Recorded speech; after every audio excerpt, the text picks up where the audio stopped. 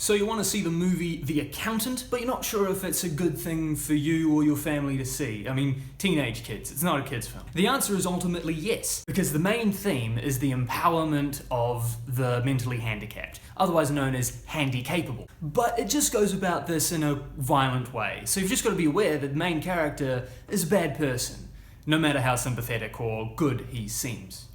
So there are no sex scenes, there are a couple of F-words, but there's a lot of violence. People get killed on screen. The main character's violence is all either self-defense, self-preservation, protecting the innocent, or revenge. And it's important to be aware that true justice always comes from God. And murder is wrong because it's taking away the chance for someone to be saved and born again.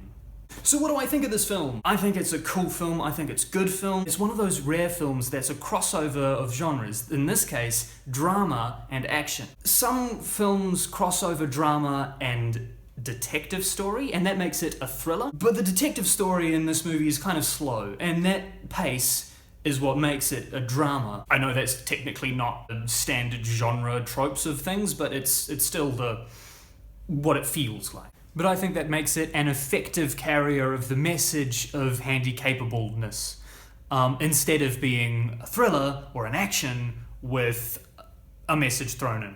Don't get me wrong, this movie has awesome action scenes. It's beautifully acted, there is beautiful cinematography at times. It's really a character piece. I want to share a story from Jeremiah about preemptive violence. I just happened to be reading chapters 40 and 41 this morning, and it's about how the governor of Judah, they're in exile at the moment, was warned that people were going to try to kill him. The messenger offered to kill the schemers himself, but the governor didn't believe him, and so he was killed. And this led to widespread panic, fear, and a whole bunch of other really bad things to Judah, just after a whole bunch of really good things were happening at the start of chapter 40. So the land was plummeted into this new stage of woe, which wouldn't have happened if the king had simply prepared for the assassination.